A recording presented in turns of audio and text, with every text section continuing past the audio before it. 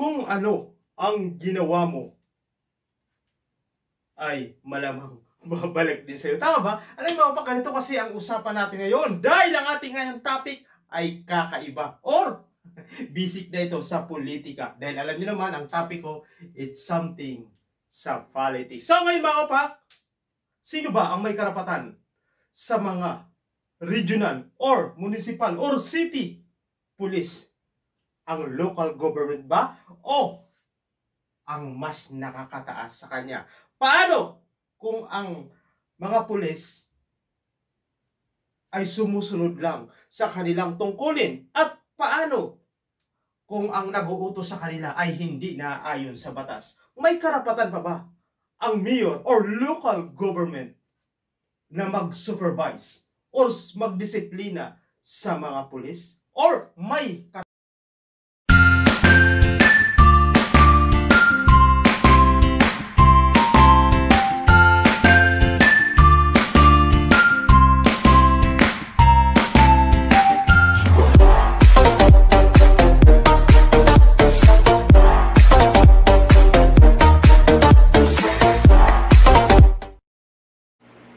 pa, congrats nga pala sa Gilas, Pilipinas. Dahil sa haba-haba ng panahon, nakasama rin tayo or nagka-medal tayo. Kung alam mo, ang mga volleyball community, ang gusto lang natin makasama, isang achievement na makasama sa semi-finalist.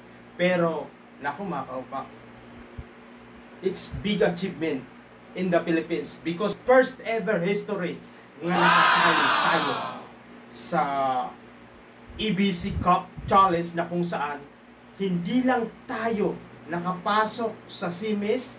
Actually, mahabang panahon na sumasali tayo dyan. Pero, mga kaupak, hindi tayo nakakakuha ng medal. Ngayon, mga kaupak, naka-bronze tayo. Kumbaga, third place kasi congrats din sa naka-gold ang Vietnam at saka Kazakhstan ang silver at saka bronze of course ang Gilas, Pilipinas. Alas pala. Alas, Pilipinas. Nasa isip ko yung basketball. So ngayon mga kaupak, congrats sa Alas. Ano? Talaga naman, akala ko mga kaupak, tayo ang maglalaban sa gold. Pero siyempre, it's game.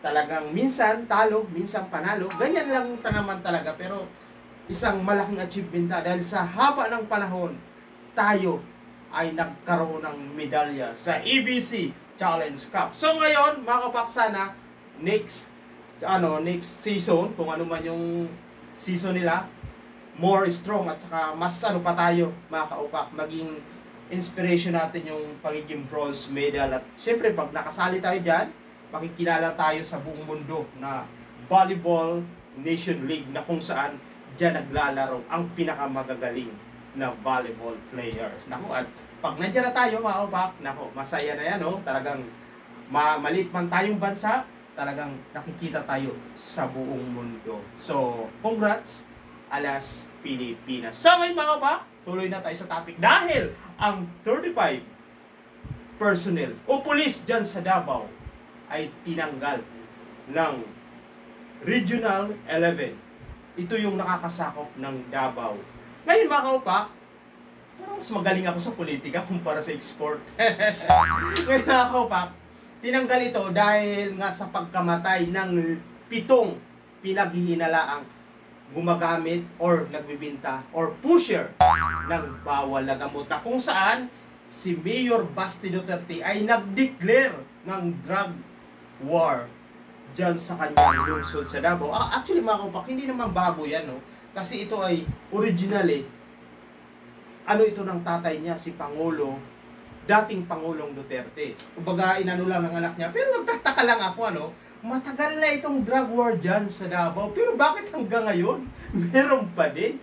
Sino ba talaga ang ano nyo? Ang pinuputol nyo? Yung maliliit na tao? O yung mismo ang ugat? Ngayon, mga kaupak, kaya daw, sabi ng Regional Police o Police 11, Regional 11 na nakakasakop, tinanggal nila ang 35 na police personnel kasama na yung pinaka-hipi nila dyan at saka mga station commander para maging fair ang investigation at hindi nila ma-impluwensyahan. So, tama naman mga kaupak. Ngayon, kung sakali ay napatunayan, pero alam niyo mga kaupak, napaka-imposible na yan na yung kalaban mo, kumbaga yung mga taong pinaghilaan namatay, tapos, nako, ang husgado natin ang titingin sa ganyan. Talagang may kaparusahan yan. So, imposible na makabalik ang mga pulis na yan. Sapagkat mga kaupak, yung mga pulis na yan, ay sila ang may responsable sa nangyayaring peace and order or kaligtasan ng lungsod. Kasi ngayon mga kaupak, alam pala isipan sa akin, hindi na kayo, kumbaga, ang ating imahinasyon. Ito kasing drug war sa Davao, matagal na to. Matagal na ito na proyekto pa ito ng kanyang ama. Pero nagtataka ako kung ang ganyan, ang labanan dyan, na talagang isinasabi ang buhay ng tao, bakit hanggang ngayon mayroon pa?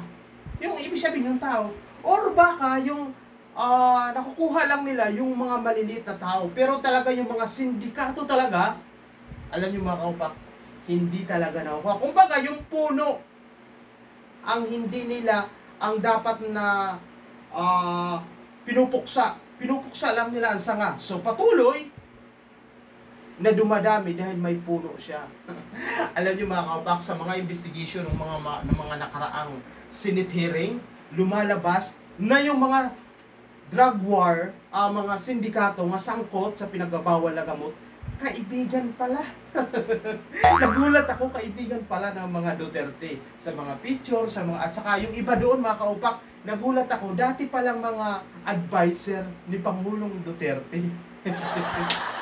Tapos ngayon nagtataka ako, dyan sa Davao, ganyan pala dyan, kumbaga mahigpit sila sa pagpapatupad ng drug war, pero bakit meron pa din? Sabi nga ni Pangulong Duterte, kaya tapusin ng sa loob lamang ng 6 months noong panahon na siya ay nakaupo. Pero bakit hanggang ngayon, meron pa din? Nako, meron na nangyayari na hindi maganda. Kaya mga kaupak, ang ginawa ng Regional Police 11, tinanggal at pinaiimbestigahan itong pagkamatay ng 7 katao na pinaghinalaan. Nako mga kaupak. Pero syempre, katulad ng inaasahan, umapila o binatikos ni Mayor Duterte o Basti, ito yung anak, si Pangulong Marcos, na magpaliwanag sa taong bayan sa pagkakatanggal ng pulis na mahigit 30 or 35 personnel.